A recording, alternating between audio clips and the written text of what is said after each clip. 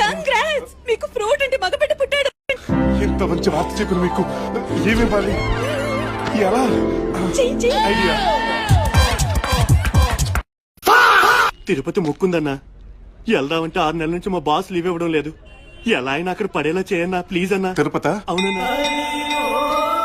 తిరుపతి ఇట్లా ఏడుకొండలవాడ వెంకటరమణ గోవిందా గోవిందా.